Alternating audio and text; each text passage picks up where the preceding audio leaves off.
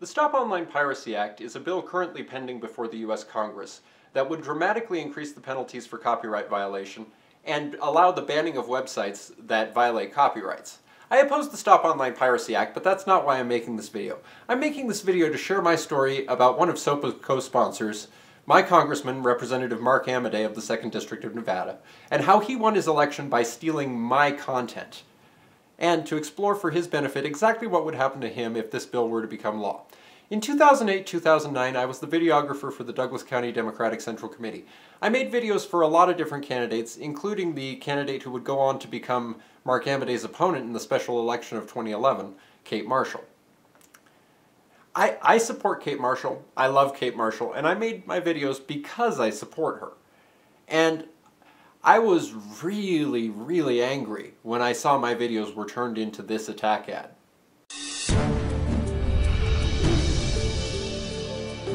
My name's Kate Marshall. I'm your state treasurer. I'm in charge of your money. You have less money today than you had yesterday. Now, I can show you very easily that this attack ad was made out of my footage. Just watch. Hi, how are you?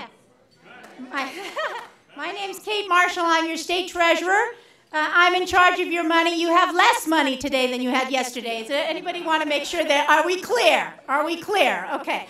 The economy is kind of in the toilet. Just, that's a technical term. As you can see, this is a simple crop and filter of my videos.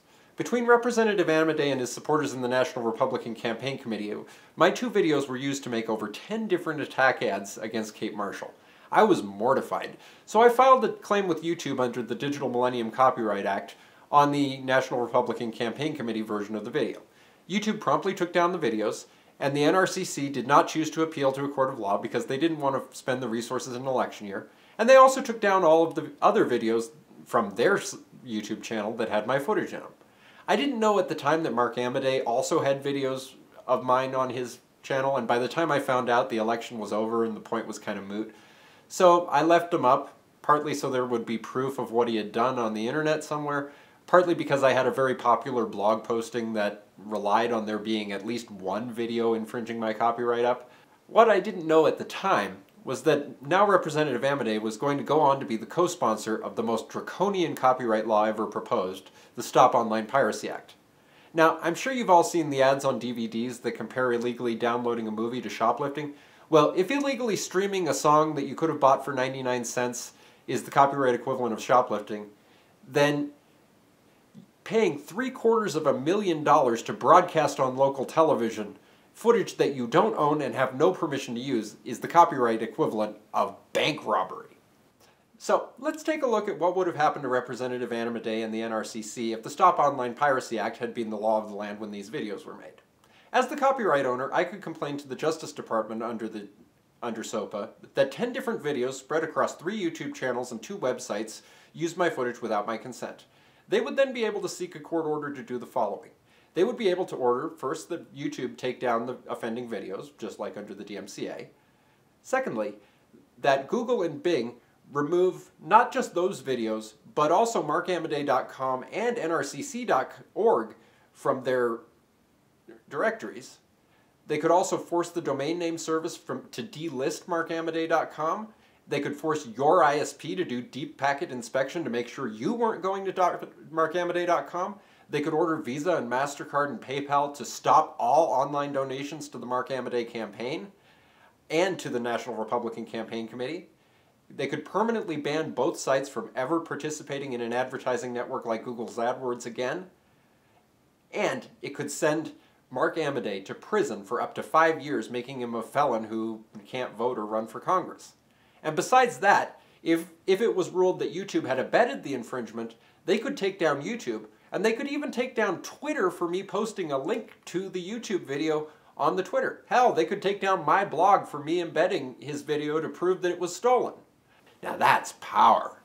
But my pleasure as a partisan at thinking of doing this to my enemies is tempered by my absolute horror as a citizen of a free country and a social media user at the ways that this could be abused.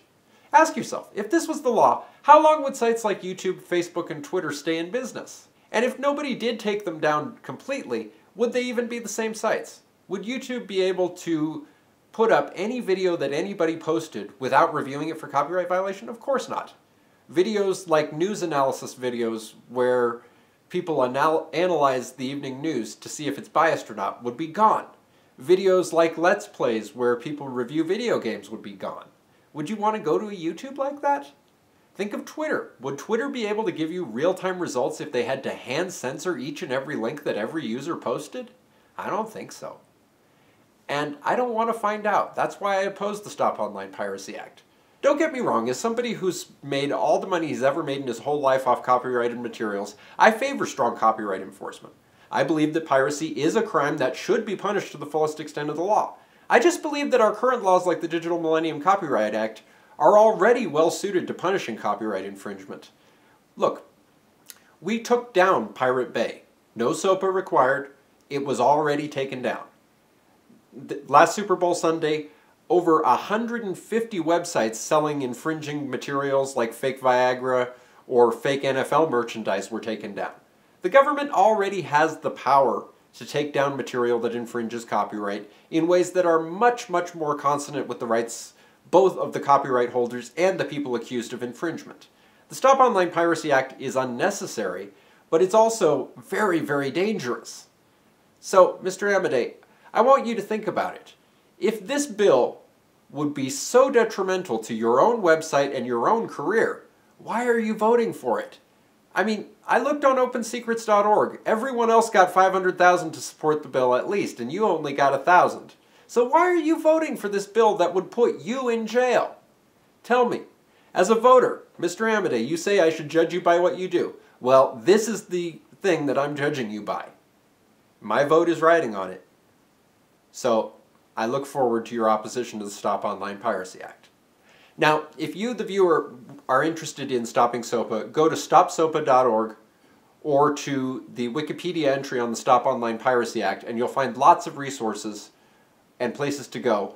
Also, check out the blog entry to this at fabulouslaketahoe.blogspot.com for lots more links.